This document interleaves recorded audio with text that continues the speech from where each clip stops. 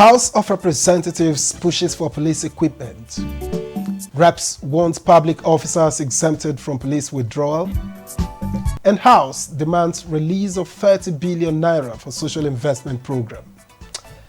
Hello and welcome to You and Your Reps, your weekly window into the work of Nigeria's lawmakers. I am Victor Azo. Thanks for joining us.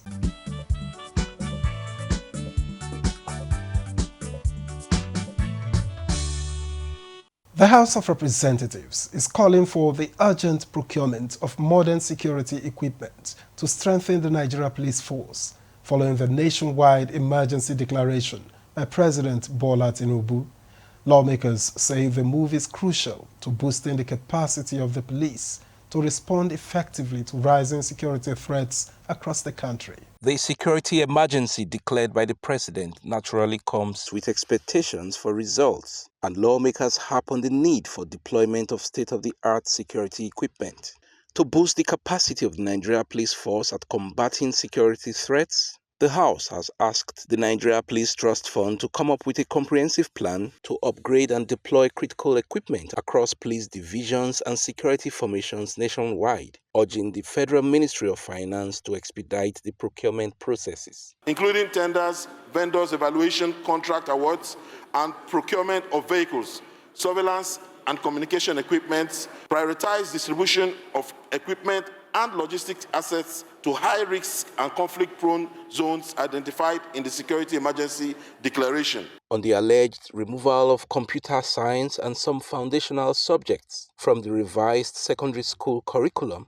the House called on the Federal Ministry of Education to rescind the decision. It is worrisome that at a time when the world is going digital, especially in the educational sector, and Nigeria is trying to catch up, that you remove a fundamental subject like computer science. How will such students learn the basis? Removing computer science at this jet age from our school curriculum, I don't think it makes sense. Lawmakers sought investigation into the revocation of more than 4,000 mining licenses from 2023 to date without adequate notice. Worried that Section 5 of the Mining Act mandates that license holders must be given adequate notice, fair hearing and compliance timelines before revocation, and such action must be justified. The House also expressed concern that the Abakaliki-Obubara Federal Highway has become a death trap owing to its deplorable conditions. Urge the federal government, through the Federal Minister of Works, the matter of necessity to mobilize the contractor back to the site in order for them to immediately commence the construction of the abandoned Abakaliki-Iko-Ofrekpa and Obubara Road. A bill for an act to repeal the National Identity Management Commission Act and provide for establishment of National Identity Database and the National Identity Management Commission was passed after consideration by the Committee of the Whole.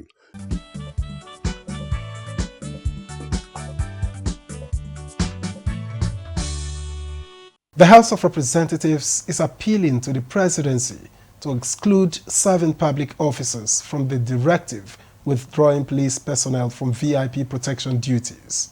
Now, this is part of several resolutions adopted as fallout of the recent House debate on worsening insecurity, with all decisions to be forwarded to the executive for action.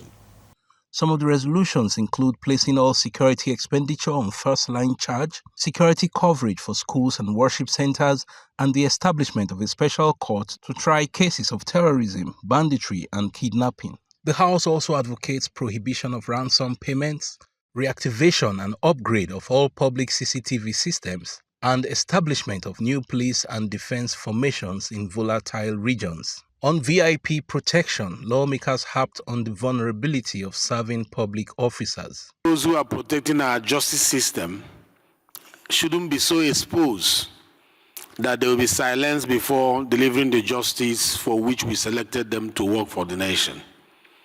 For me, I would not be comfortable for the CJN of this country to move around without protection. Deployment of police and military personnel for VIP protection should be diligently enforced with the exception of serving public officers. Those who are also going to be exempted, maybe one person will be engaged with 10 police officers, which is irrelevant. One person will be followed with 10 police officers. Once there are a lot of vulnerable areas that they're supposed to be engaged. Any advanced country, advanced system, they don't use guns to protect individual and VIPs. It's intelligence gathering technology that protects. The House drew attention to the spate of abductions in Kogi State, with commuters and worshippers as victims, attributing the deplorable condition of the Kaba-Egbe Road and mining activities among factors. Urge the President and Commander-in-Chief of the Federal Republic of Nigeria, Asiwaju Bola Ahmed Tinubu, to put a complete stop to all mining activities in Yagba East, Yagba West, and Mopamufere constituency as an antidote to the constant terrorist attack fueled by the so-called miners. To further urge the President to mandate the security chief to comb all the forests and rescue the abductees, both in Ejiba and Idofin, from the abductors.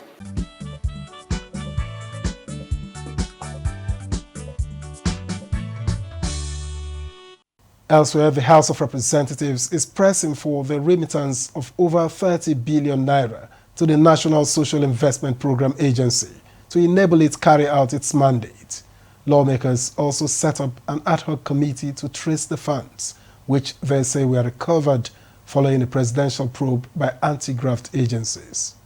The House is seeking the whereabouts of billions of naira recovered after President Tinubu ordered an investigation into alleged financial infractions in the social investment programs. Lawmakers lament that the programs are now in limbo and needs to be resuscitated. Credible sources have indicated that this recovered funds estimated at over 30 billion have not been remitted into NCPA's designated Treasury single account, thereby stalling program implementation and leaving millions of intended beneficiaries without the social and economic support envisioned by the federal government. The House condemned the killing of 5 policemen during a lawful operation in Darazo local government area of Bauchi State, calling for justice and compensation for families of the affected personnel. Disturbed that the credible intelligence linking the attack to armed group resisting the arrest of the dethroned hamlet head of Sabon Sara village, whose actions pose a continued threat to security and community stability. Mandate the relevant security agencies to immediately deploy additional security personnel to Zalau town and surrounding communities to restore order, reinforce surveillance, and deter further attacks.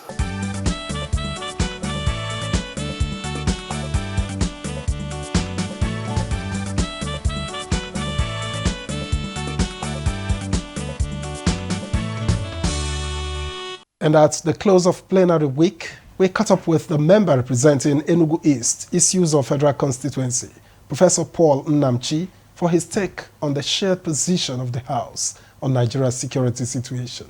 To stem down the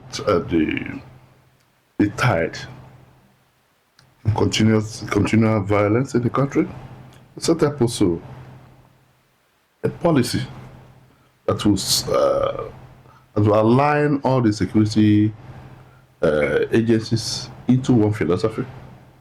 The House wants end to the violence, but at the same time, a strategy, not just for today, but for tomorrow, to stop continuous violence in the country.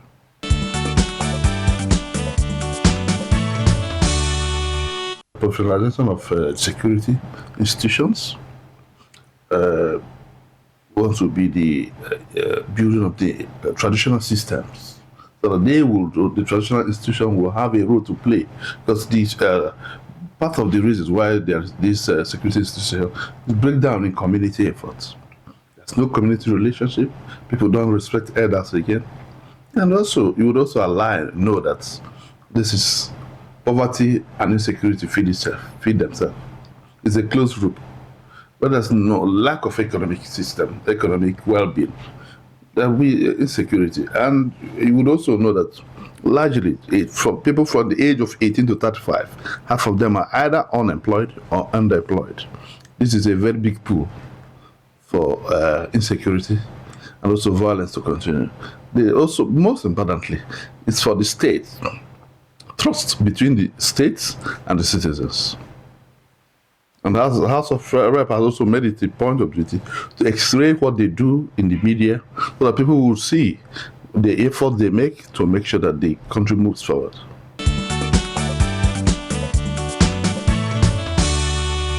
People are exploiting the fault lines in our identity, where this person is from here, this person is from here. And whereby people now use those fault lines to attract political groupings, violence, and also to get people attracted to themselves by what they say. They are propagating one group or the other. And when you attract those criminals now see those things as a mission rather than a crime, because they now think that they are going to do what is right, not just that they're going to commit crime. So it becomes a mission for their region or for their religion and all that.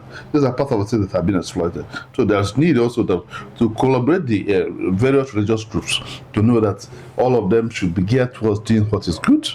All of them should also move towards know that they are serving one God. Every religion is virtually serving one God. Nobody says he's serving a God elsewhere instead of the Almighty God. All of them serve. It just depends on the way you're moving, approach, or say, for example, if some of us are born in the South, we are born in the North, they will be Muslims. If some people that were born in the North, we are born in the South, they will be Christians, some part of the Christians. So these are part of it. We shouldn't see religion as things that should divide our people. Religion should be things that will bind us together. After all, all of them are for peace. So why not? Why is the violence being used to orchestrate it?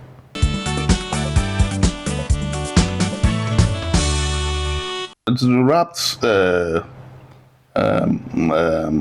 incentive system where people feel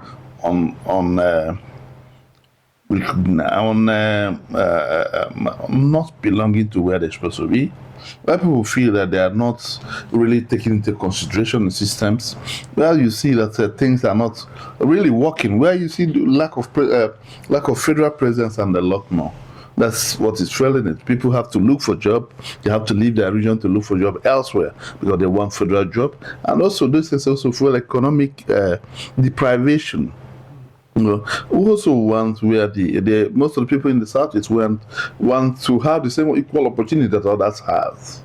And that's actually that perception of not being carried along, perception of not having the same equal opportunity, perception of marginalization, perception of lack of social amenities, perception of being squashed by security apparatus from one pole to the other. You have security point and all that. All this add up to these things that people are clamoring for. This is a perception, and for a long time, it should have been addressed before now. Maybe from the time of the 3 hours, the construction and all that, but it go on. Whether it was followed through or not followed through, it's a long time to say.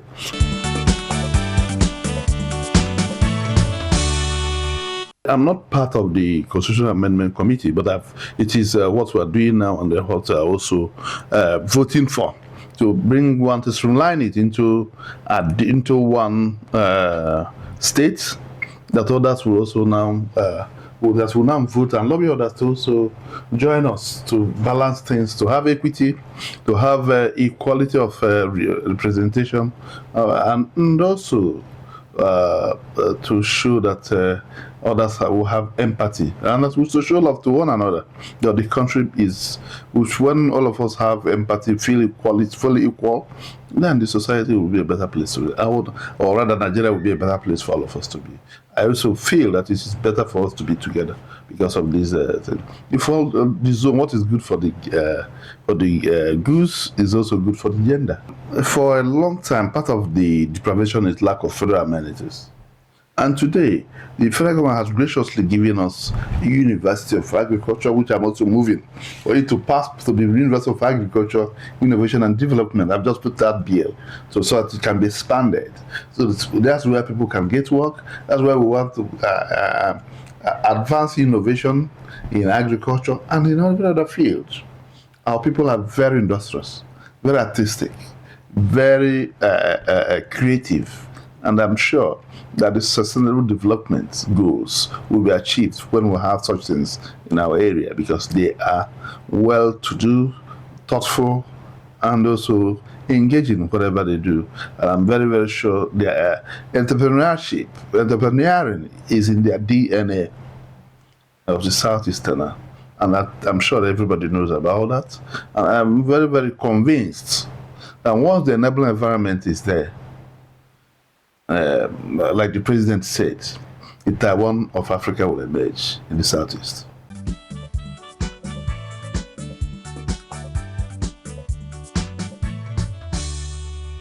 This week on Legislative Terms and Tools, we are defining a small section of every bill, but one that carries big meaning, the explanatory memorandum. It is the part that tells you what a bill is about at a glance. And as usual, Chairman of the House Committee on Rules and Business, Francis Waive, is on hand to break it all down for us.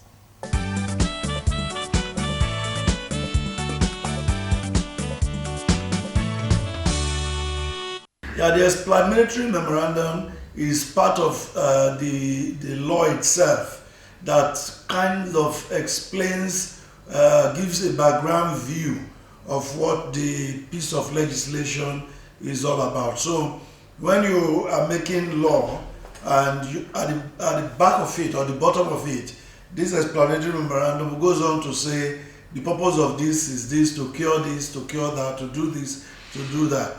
Now, it helps the when they want to argue before a court of law who interprets the law. They want to know the intent of the law, what was in the minds of the lawmakers when that law was made. So the explanatory memorandum gives that background that helps you to capture, understand better the content of the law.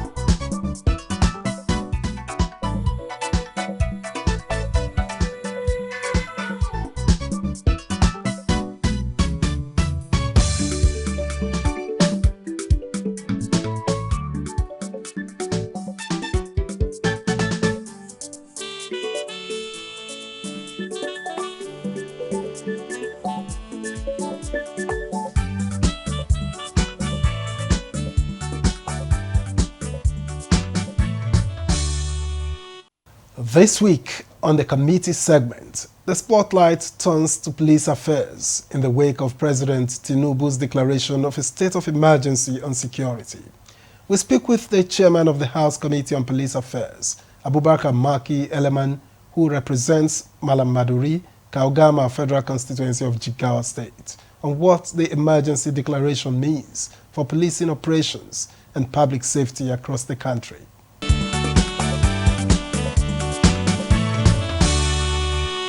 Kudos to Mr. President for him declaring state of emergency on security. Immediately you can see that the kind of step that started taking, and even directed the Inspector General of Police to withdraw all the VIPs, police VIPs, police attached to the VIPs, in which he mopped up almost 11,566. They are going to be useful in some areas that we are having serious insecurity.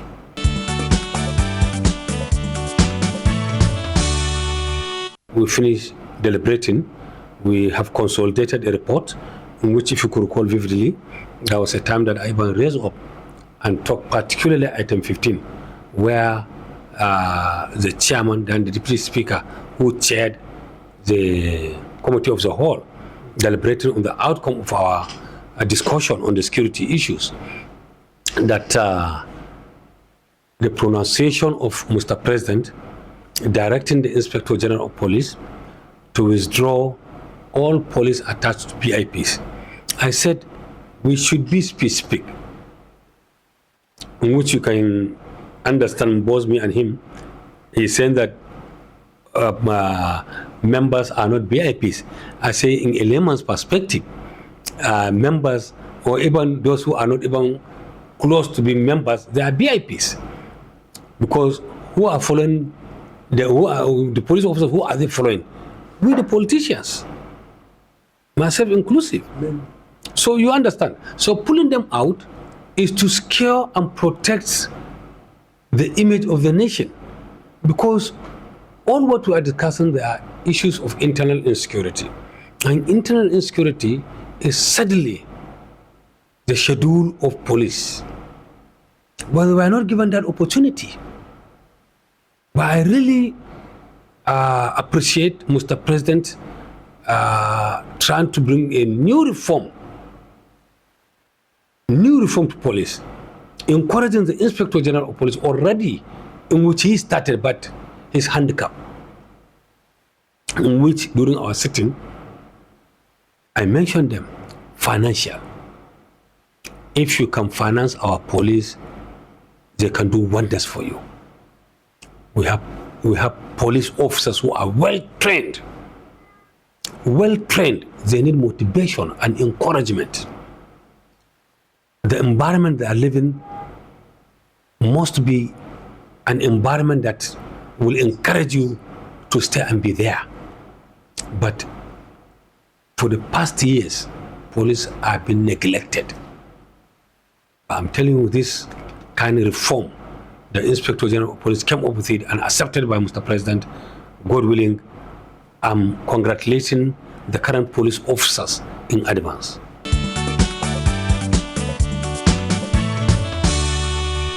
You know, when you are talking of security, you don't politicize it. And like the Christopher Musa, being the CDS, immediate past CDS, being replaced with my boss, who's almost a father to me, the Minister of Defense, in a political aspect of it. But when you look at the angle, the way how Mr. President send state of emergency on security and bring the immediate past CDS to become the chairman as the Minister of Defense. So it's a point of appreciation to Mr. President that at least he's serious on handling the current situation we find ourselves.